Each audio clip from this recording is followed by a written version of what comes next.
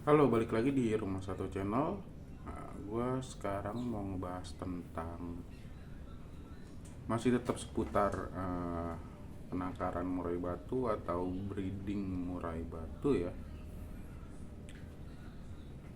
Ini sebenarnya udah gue nggak sering sih, udah beberapa kali lah.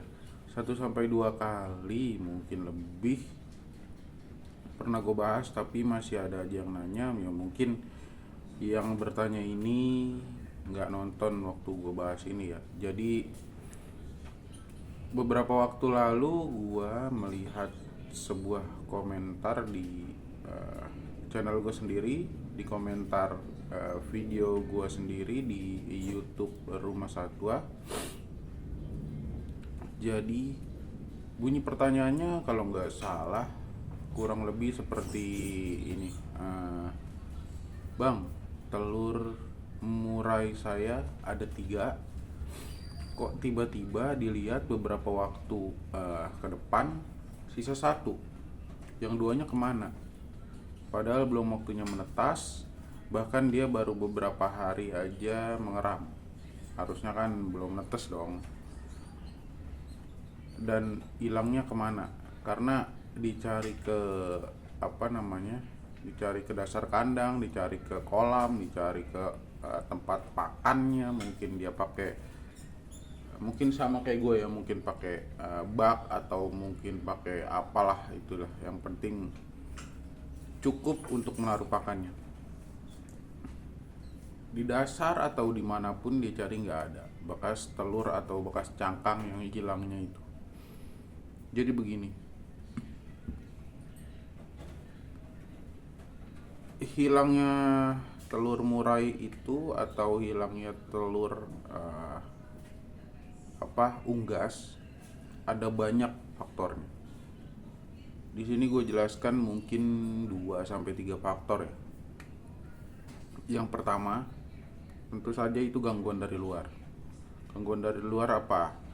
Bisa cicak, bisa tokek, bisa tikus, bisa kucing, bisa mungkin ada pembangunan di sekitar rumah kita atau di rumah kita sendiri atau di peternakan kita sendiri.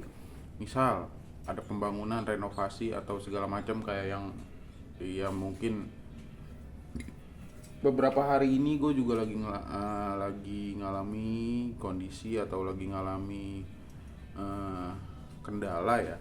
Jadi baru aja tadi pagi ada satu indukan atau satu kandang yang waktunya netes, dan itu sesuai dengan prediksi gue di tanggal 30. Nah ini tanggal 30, tadi pagi dia netes. Pagi jam setengah 6 dia udah netes, gue udah denger suaranya. Ketika jam 7 sampai setengah 8 mungkin ya, gue cek, bukan gue cek sih sebenarnya, gue kasih pakan itu memang rutin di jam segitu, jam setengah jam 7 sampai setengah 8-an itu gue rutin. Nah secara nggak langsung atau secara kebetulan, tiba-tiba gue langsung ngeliat ada cindil atau ada anakan di dasar kandang yang baru aja netes. Biasanya indukan ini nggak pernah buang anak. Nah usut punya usut, gua mulai beranggapan kalau indukan ini terganggu akan adanya uh, prosedur atau kegiatan di rumah gua.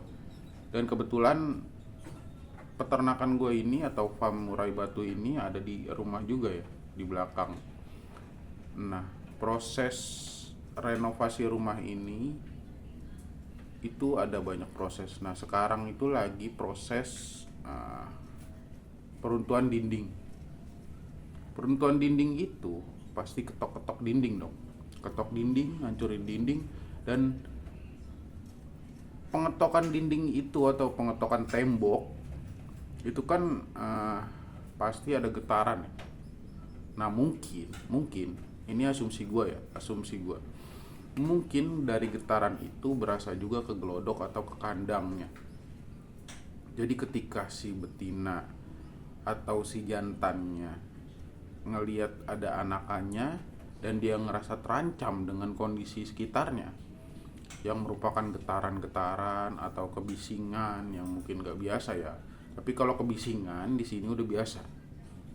Di sini nggak pernah ada kasus buang anakan karena berisik atau karena kaget gitu ya. Bahkan tikus sekalipun itu aman. Yang penting nggak masuk ke gelodok. Nah, mungkin asumsi gue tadi itu betul, mungkin juga salah. Nah, kalau betul oke lah. Dia terganggu akan adanya aktivitas di luar kandang. Getok-getok menyebabkan kandang atau gelodok tempat dia bersarangnya getar. Ya mungkin itu salah satu dari bentuk kepedulian dia terhadap anaknya atau bentuk insting alaminya dia.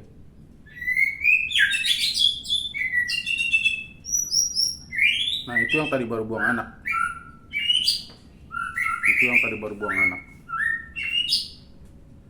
Jadi insting seekor atau sepasang murai batu ketika ada anaknya dan merasa ada ancaman, otomatis dia akan meninggalkan sarang atau bahkan membuang anaknya sendiri. Karena dia sadar ancaman ini akan ikut juga mengancam anaknya. Jadi ada dua kemungkinan. Dia membuang atau meninggalkan sarangnya, itu yang pertama. Yang kedua kemungkinan dia akan menyerang si pengganggu atau si pengusik. Karena dia di dalam kandang, tentu aja dia nggak bisa menyerang dong. Dia hanya bisa berlindung, dia hanya bisa membuang. Jadi mungkin itu yang diambil sama dia. Keputusan terbaiknya mungkin buat si kedua indukan ini. Nah, ini kan udah jadi anak. Ketika belum jadi anak atau masih telur pun dia bisa. Nah, pertanyaannya di sini, telurnya kemana? Jadi, telur itu mengandung amat sangat tinggi protein, amat sangat tinggi kalsium. Nah, ini yang gue tekankan berkali-kali. Sebelum kalian produk murai, sebelum kalian beternak murai, kalian harus perhatikan asupan nutrisinya. Bedakan kalian merawat satu murai dengan satu pasang murai. Bedakan kalian hanya merawat untuk bunyi dan merawat untuk beternak. Itu sering gue tekankan di video-video sebelumnya ya. Nutrisi untuk ternak dan nutrisi untuk sekedar bunyi atau sekedar penghias teras itu jelas jauh berbeda. Untuk ternak amat sangat lebih tinggi ketimbang kalian hanya pelihara untuk bunyi-bunyian atau sekedar penghias teras.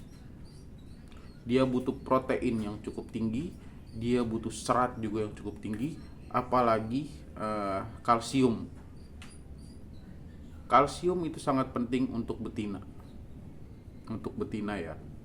Untuk jantan memang penting, tapi lebih penting untuk betina karena betina yang memproduksi telur. Nah, ini dia. Insting seekor betina ketika dia bertelur dan telurnya kurang bagus, atau ketika dia bertelur dia merasa kekurangan kalsium.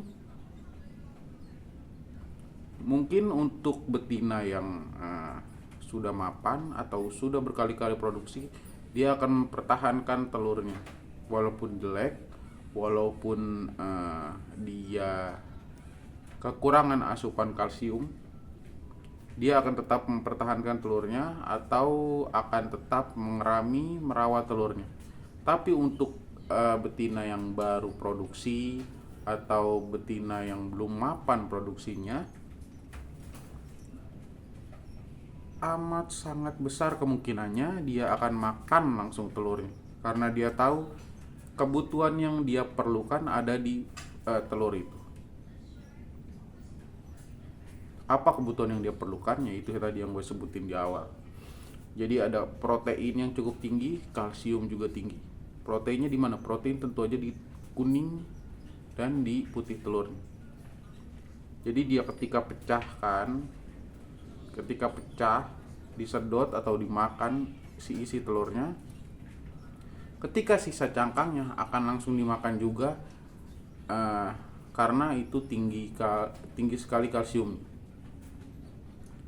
Jadi mungkin dia berpikir, oh gua akan makan telur ini untuk tenaga gua di proteinnya dan untuk produksi selanjutnya, agar telurnya bisa lebih baik, yaitu kalsiumnya. Jadi pembentukan cangkang itu amat sangat membutuhkan kalsium yang sangat banyak, sangat tinggi. Dan jangan lupa, sebanyak apapun kalsium yang kalian kasih, kalian harus perlu memberi juga yang namanya D3. D3 itu sekarang udah banyak dijual.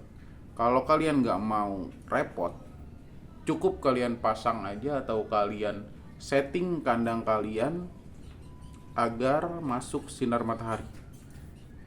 Karena D3 yang paling bagus itu adalah dari matahari, sinar UVA dan UVB di pagi hari antara jam 7 sampai jam 9 atau jam 10-an. Itu paling bagus.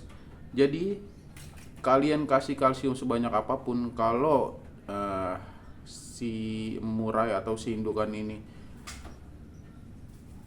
kurang dalam asupan D3-nya, percuma. Kenapa percuma? Dia nggak akan bisa menyerap kalsium yang kalian berikan.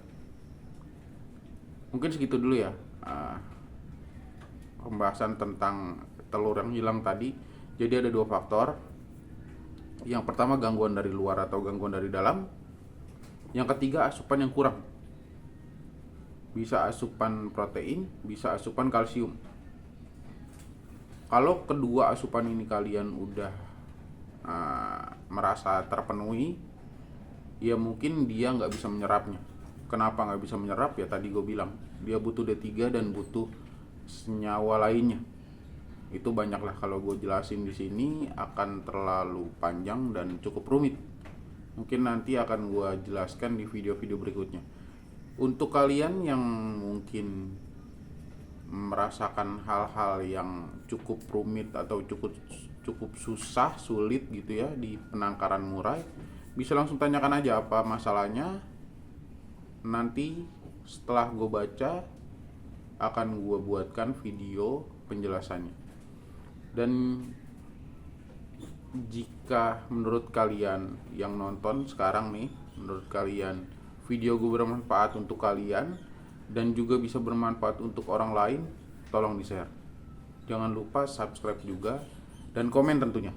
Komen. Kalian mau komen apapun seputar peternakan hewan, apapun itu. Ketika gue bisa gue jawab, akan gue jawab. Oke.